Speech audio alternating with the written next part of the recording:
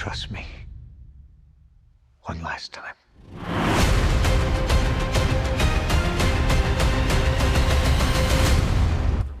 The summer blockbuster season is almost here, and while the final installment of Mission Impossible is getting a lot of love, there are a lot of movies that we should be excited about. Yeah, it's not just that one. There are a lot. Film critic Paul McGuire-Grimes here with a look at some of the big blockbusters, of course, but also some of the smaller films that are worth your money and your time. Yeah, I wanted to give a little bit of a mix because there's a lot of big blockbusters that we know about, but there's some little indies that I want people to check out as well. Okay, let's try to get to. There's a lot to get to. Let's start with this one. The new film from director Wes Anderson, always kind of funky, always different. What's this one? I love his work. It's called The Phoenician Scheme.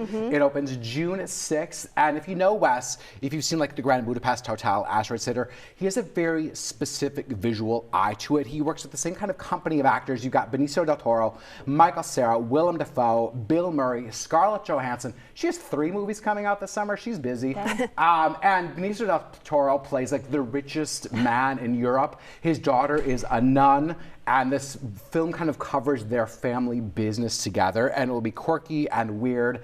And Wes is all about like a very specific style, central framing, kooky characters, and this looks pure Wes. Okay. If you like his stuff. If you like his stuff, you'll like it. Okay. For sure, yeah. Okay, now to a big movie coming out this weekend. This Obviously, weekend. Mission Impossible is hard to like miss that it's coming out, but you've seen it? I've seen Mission Impossible: The Final Reckoning. It is stunning, fantastic. This series is now ending on a high rate. And it really is this culmination of this 30-year franchise, essentially. And I would recommend go back and watch that first one from 1996. Because this movie brings up a lot of what happened back then as like the beginning and the end of this journey for Ethan Hunt. Stunning cast. The stunts are incredible.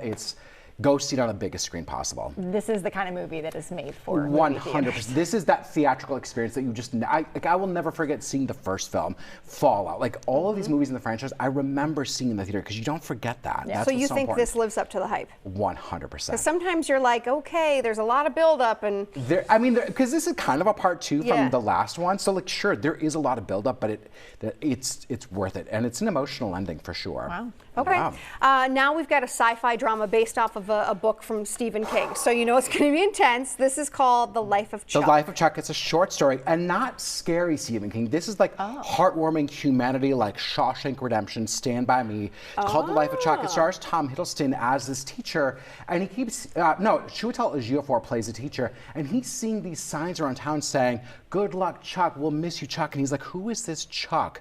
And as the film goes on, you see who this extraordinary man named Chuck is, and all these little moments in his life that have led up to him retiring.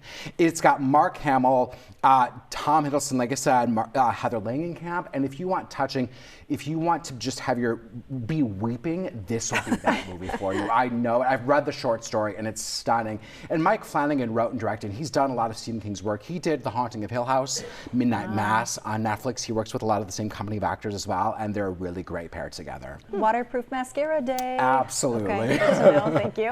Okay, next up, Brad Pitt. He's back. And of course, we pair him with F1, which is so hot. I don't know hardly anything about F1 racing, but I'm looking forward to this movie. He plays a retired F1 racer who basically brought back out of retirement to coach this new protege, this young racer.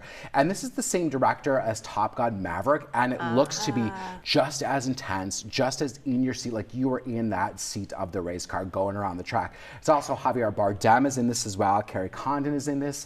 And it looks, again, another one where you go to the theater to have that experience of just having it blow over you. My husband's a big F1 guy, and he was saying that they actually, would do this on the same track. Some of the drivers, so to that point of Top Gun, it feels like you are actually in an F1 vehicle. And you want to be on location, feeling that world. Yeah, that opens June 27th, and the adrenaline just looks out of this world for this film. I'm excited. Okay, another one that's expected to be a big blockbuster, the DC Universe. Superman. This is really thought of as like the reboot of DC over the last few years. James Gunn writing and directing this, and really his new kind of era with DC. You've got David Corenswet, who has done a few projects on Netflix as Superman. Rachel Brosnahan from Marvelous Mrs. Maisel. She's Lois Lane. And Nicholas Hoult is Lex Luthor. And this is kind of going back to the Superman movies of the 80s, where it's kind of bright, that comic book feel. And that's what they're kind of hoping for here, as opposed to the very dark, ultra serious, ones that we've seen over the last few years by Zack Snyder. Yeah, I think it looks great. David Hornswet looks like Superman. He does, looks yes. like the part. I think it should be a lot of fun. Okay, so from DC to Marvel. Again, more superhero movies, but Of this course. also looks like that bright superhero world that we love. It's Fantastic Four, the first steps. This kind of next stage from Marvel is with this film. That's Vanessa Kirby, Pedro Pascal, who also has 3 movies coming out this summer, Joseph Quinn, and Eben Moss-Baccarat as the Fantastic Four.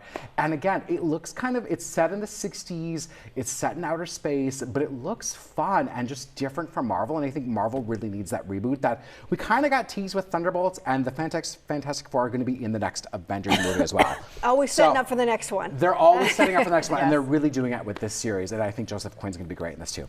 Quickly, any family-friendly movies? Yeah. I mean, obviously, you could say depending on the age of the kids, some of these are, but kind of the younger Yeah, kids. the much younger ones. So the live-action reboot of Lilo and Stitch comes out very soon, and then Pixar has a new one called Elio, and I think that is also set in space, so that should be coming out later this summer as well. So if you like Pixar, Disney, there's stuff for the kids coming out, depending on how young they are. Okay. While you're here, our poll question of the day is all about movie theater snacks. Okay. So what is your must-have movie theater snack? Obviously, popcorn leading the way, just running away with this thing. Yeah, so I would typically get pretzel bites.